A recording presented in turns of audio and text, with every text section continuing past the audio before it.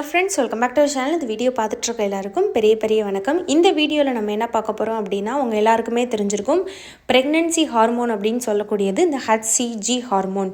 இந்த HCG hormone எப்போ develop ஆக ஆரம்பிக்கும் அப்படின்னு பார்த்தீங்கன்னா, ஒன்ஸ் உங்களுக்கு ஓவலேஷனுக்கு அப்புறமா பேபி இம்ப்ளான்டேஷன் ஆனதுக்கப்புறம் இந்த ஹச்சிஜி ஹார்மோன் நம்ம உடம்புல டெவலப் ஆக ஆரம்பிக்கும். இந்த ஹச்சிஜி ஹார்மோன் நமக்கு நல்லா டெவலப் ஆக தான் ப்ரெக்னென்சி ஸ்ட்ராங் ஆகி பேபி அடுத்தடுத்த ஸ்டேஜுக்கு பார்த்திங்கன்னா க்ரோத் ஆக ஆரம்பிக்கும். அதோட வளர்ச்சிக்கு இந்த ஹார்மோன் ரொம்ப முக்கியம். ஸோ இந்த ஹார்மோனை நம்ம செயற்கையாகவே, அதாவது நம்ம எடுக்கக்கூடிய உணவுகள் மூலமாக இந்த ஹார்மோனை இன்க்ரீஸ் பண்ண முடியுமா அப்படின்றத பற்றி இந்த வீடியோவில் பார்க்க போகிறோம். இப்போ ஈஸ்ட்ரஜனுக்குன்னு பார்த்திங்கன்னா, நம்ம சில உணவுகள் எடுக்கிறது மூலமாக நம்மளால் ஈஸ்ட்ரஜனை இன்க்ரீஸ் பண்ண முடியும்.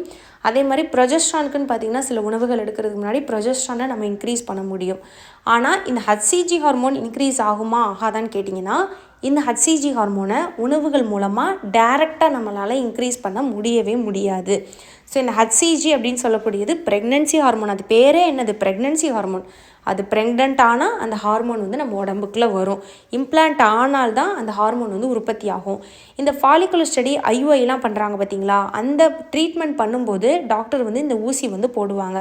இந்த ஊசி எதுக்கு போடுவாங்க அப்படின்னு பார்த்தீங்கன்னா, கருமுட்டை ரிலீஸ் ஆகிறதுக்கு இந்த ஹச்சிஜி ஹார்மோன் ஹெல்ப் ஆகும். ஸோ அதுக்காக இந்த ஹார்மோன் ஊசியை செயற்கையாக போடுவாங்க.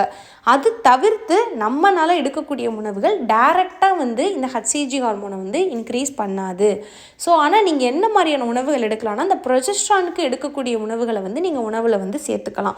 ப்ரொஜெஸ்ட்ரான் ஹார்மோன் என்னென்ன உணவுகள்லாம் இருக்குது அப்படின்ற வீடியோவை நான் டிஸ்கிரிப்ஷனில் கொடுக்குறேன். நம்மளோட சேனலோட, அதாவது இப்போது இந்த வீடியோவோட ஹெட்டிங் வரும் பார்த்தீங்களா, அதை கிளிக் பண்ணி பார்த்தீங்கன்னா அந்த லிங்க் நான் கொடுக்குறேன். நீங்கள் ப்ளே பண்ணி பாருங்கள். அப்படி இல்லைனா progesterone healthy life with Sri அப்படின்னு போட்டிங்கனாலே உங்களுக்கு வரும். சீட்ஸில் சொல்லணும் அப்படின்னு பார்த்தீங்கன்னா, எள்ளு, சன்ஃப்ளவர், அதுக்கப்புறம் கேப்சிகம், இந்த மாதிரி சில குறிப்பிட்ட உணவுகளில் ப்ரொஜெஸ்ட்ரான் நிறையாவே இருக்குது. அந்த மாதிரி உணவுகளை நீங்கள் எடுத்துக்கலாம். ஸோ இப்போ ஹச்சிஜி ஹார்மோன் நமக்கு டைரெக்டாக ஃபுட்டு மூலமாக கிடைக்காது. அப்போ இந்த ஹச்சிஜி எப்படி சப்போர்ட் பண்ணுறது அப்படின்னு கேட்டிங்கன்னா, உங்களுக்கு எண்டோமெட்ரியம் ஹெல்த் நல்லா இருக்குது, உங்களோட எக்கு குவாலிட்டி நல்லா இருக்குது அப்படின்னாலே உங்களுக்கு இம்ப்ளான்டேஷன் ஆனதுக்கப்புறம் அந்த ஹச்சிஜி ஹார்மோன் இன்க்ரீஸ் ஆக ஆரம்பிக்கும். So once HCG hormone increase ஆயிடுச்சு, அதாவது பேபி இம்ப்ளான்ட் ஆகி அது டெவலப் ஆக ஆரம்பிச்சிருச்சு அப்படின்னா, அந்த ஹார்மோனை இன்டைரக்டாக சப்போர்ட் பண்ணுறதுக்கு நீங்கள் ஆல்ரெடி எடுத்துக்கக்கூடிய ஹெல்தியான உணவுகள், அதாவது நீங்கள் ஓவலேஷன், கருமுட்டை குவாலிட்டிக்கு என்னென்ன மாதிரி உணவுகள் எடுப்பீங்க, ஃபோலிக் உணவுகள் ரொம்ப முக்கியம், பச்சை காய்கறிகள், அதுக்கப்புறம் விட்டமின் சி, கொய்யாப்பழம், நெல்லிக்காய், அதுக்கப்புறம் பார்த்திங்கன்னா புரோட்டீன் இருக்கக்கூடிய உணவுகள், பன்னீர், சிக்கனு, எக்கு, பயறு வகைகள், இந்த மாதிரி குட் ஃபேட்டு, ப்ரோட்டீன், அதுக்கப்புறம் பார்த்திங்கன்னா விட்டமின் சி, இதெல்லாம் இருக்கக்கூடிய உணவுகளை நீங்கள் ரெகுலராக எடுக்கணும். இந்த மாதிரி உணவுகள் பிஃபோர் ஓவலேஷனும் ஆஃப்டரும் ஓவலேஷனும் எடுக்கும்போது உங்களுக்கு அந்த ஹச்சிஜியை சப்போர்ட் பண்ணுறதுக்கு ஹெல்ப் பண்ணும்.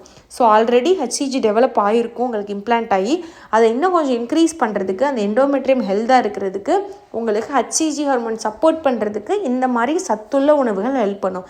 எல்லா சத்துள்ள உணவுகளுமே நீங்கள் எடுத்துக்கலாம். இந்த குறிப்பிட்ட சத்துன்னு கிடையாது. மெயினாக சொல்லணுன்னா விட்டமின் சி, ஃபோலிக் ஆசிட், அதுக்கப்புறம் ப்ரோட்டீன் அண்ட் அயன் இருக்கிறதும் ரொம்ப முக்கியம். அப்புறம் நிறைய தண்ணி குடிக்கணும்.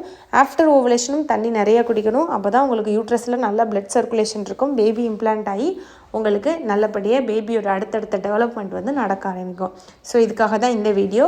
உங்களுக்கு வேறு ஏதாவது ப்ரெக்னன்சி ரிலேட்டட் டவுட் இருக்குன்னா கண்டிப்பாக கமெண்ட்டில் கேளுங்க. எனக்கு தெரிஞ்சதை உங்களுக்கு நான் ரிப்ளை பண்ணுறேன். என்னோடய பேர் ஸ்ரீஜா. இந்த வீடியோ பார்த்த எல்லாருக்கும் ரொம்ப நன்றி.